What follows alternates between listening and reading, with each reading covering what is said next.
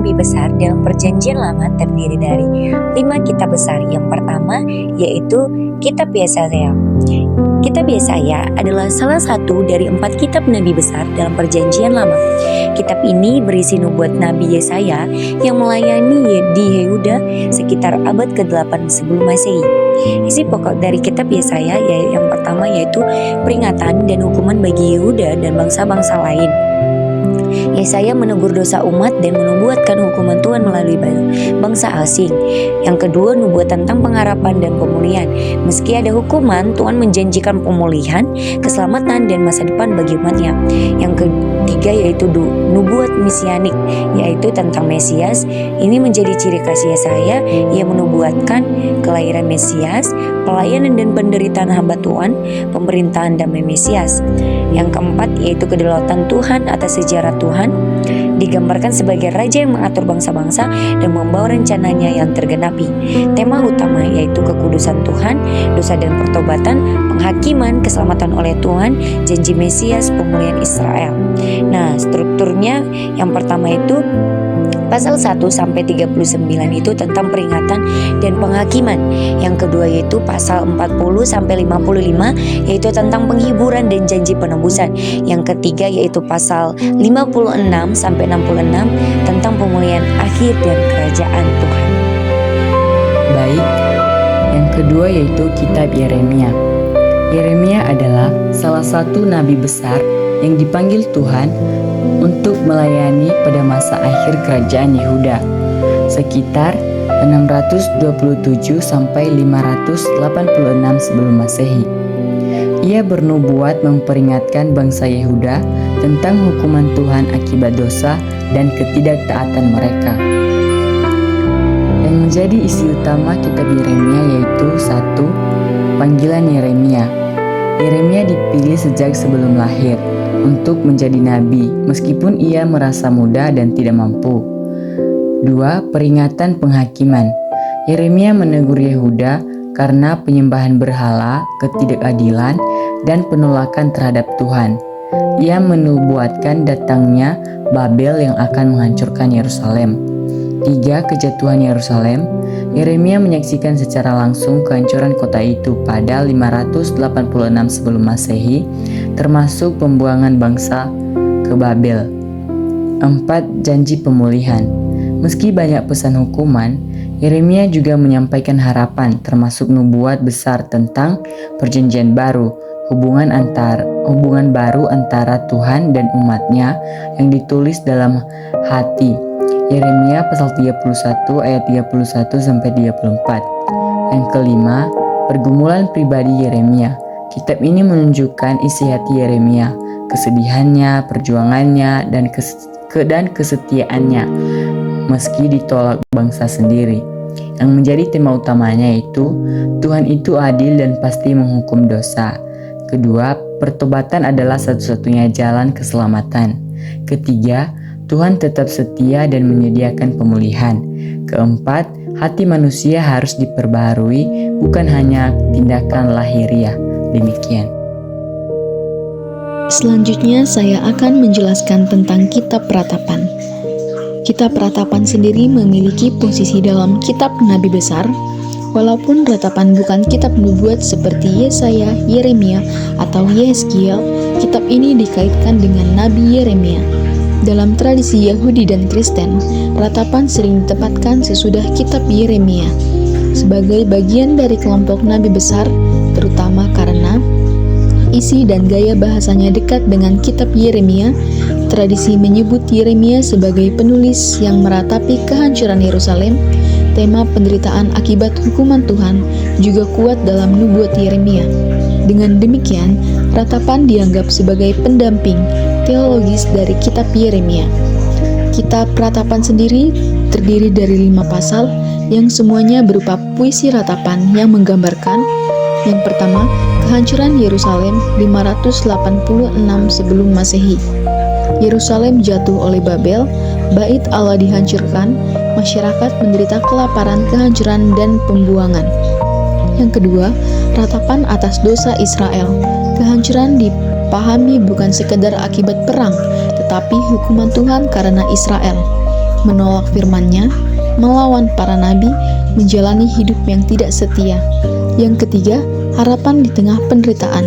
Meski penuh kesedihan, kitab ini tidak kehilangan tema pengharapan.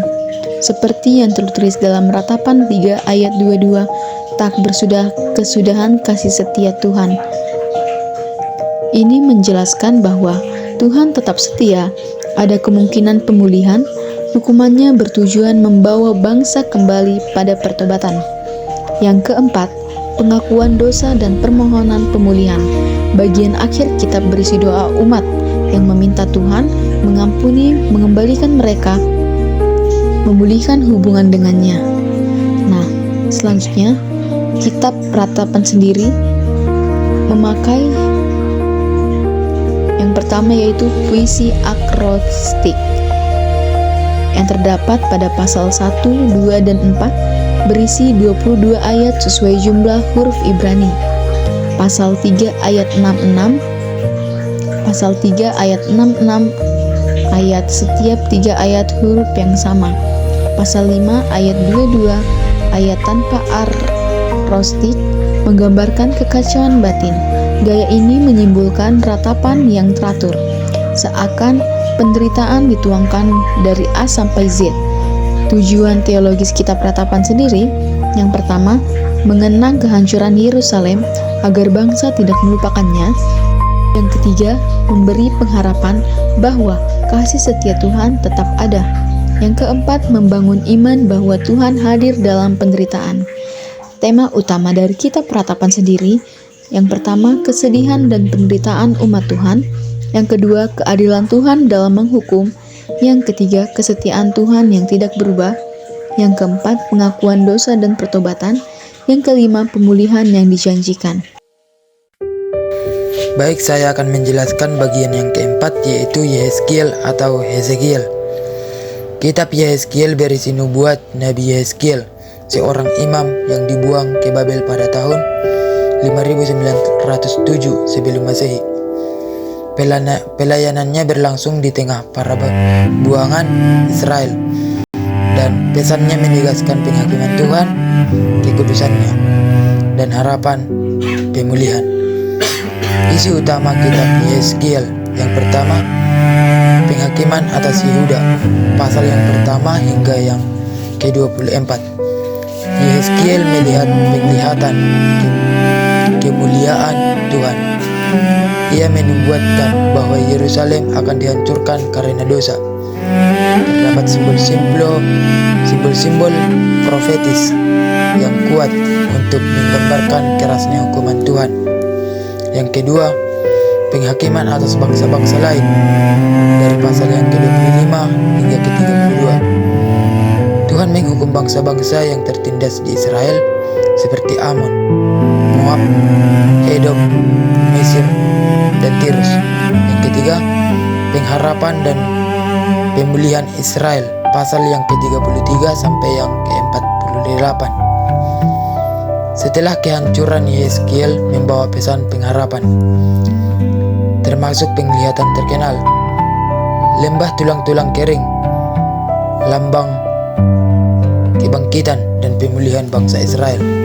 Diakhiri dengan visi bait suci yang baru dan pemulihan umat Tuhan. Tema utama, kekudusan Tuhan. Tuhan tidak dapat disandingkan dengan dosa.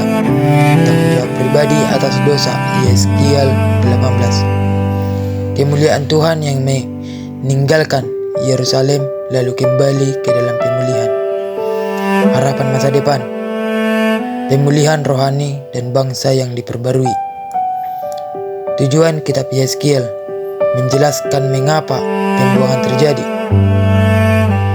mengajak bangsa untuk bertobat, memberikan harapan bahwa Tuhan akan memulihkan Israel. Kitab Daniel, penjelasan singkatnya, Kitab Daniel adalah salah satu nabi besar yang berisi kisah hidup Daniel di pembuangan Babel dan penglihatan-penglihatan profetis mengenai kerajaan-kerajaan dunia serta rencana Allah di masa depan. Isi utama kitab Daniel ada dua bagian.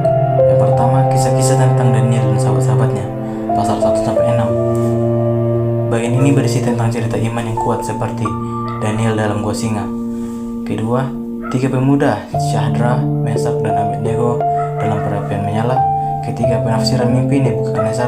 Dan yang terakhir, tulisan di dinding pada zaman Raja Belshazzar. Yang kedua, penglihatan apokaliptik pasal 7-12. Bagian ini berisi tentang nubuatan simbolis tentang kerajaan-kerajaan dunia, kerajaan Allah yang kekal, masa depan umat Tuhan, dan gambaran akhir zaman. Tema utama, Allah berdaulat atas bangsa-bangsa.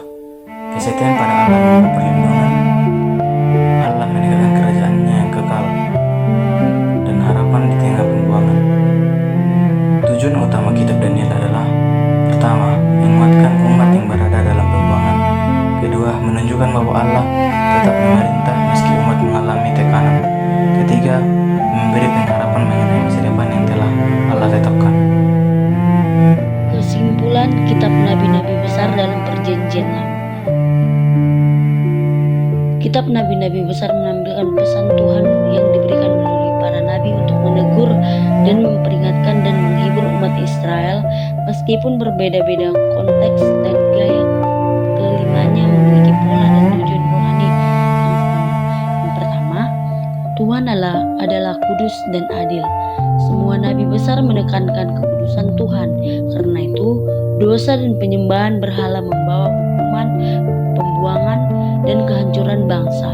Keadilan Tuhan nyata dalam peringatan dan hukuman atas ketidaktaatan Israel. Yang kedua, Tuhan tetap setia dan penuh kasih. Walaupun Israel tidak setia, Tuhan tetap menawarkan pengampunan, pemulihan, dan masa depan yang penuh harapan. Ini terlihat jelas dalam Yesaya, Yeremia, Ratapan, Yehezkiel, dan Daniel. Yang ketiga, pertobatan adalah jalan pemulihan. Para nabi besar menyerukan kembali kepada Tuhan, memperbaiki hidup, meningkatkan penyembahan berhala, dan hidup sesuai kehendak Tuhan. Pemulihan hanya terjadi bila umat mau bertobat secara sungguh-sungguh. Yang keempat, janji kedatangan Mesias. Kitab nabi besar mengandung nubuat penting tentang Mesias dan menderita raja yang akan datang, kerajaan yang kekal. Yang kelima, Tuhan berdaulat atas sejarah. Melalui semua kitab ini terlihat bahwa Tuhan mengatur kerajaan-kerajaan dunia, tidak ada bangsa yang di luar kuasanya.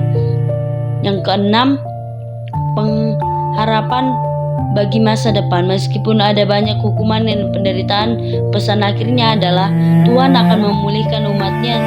Tuhan menyertai mereka dalam pembuangan.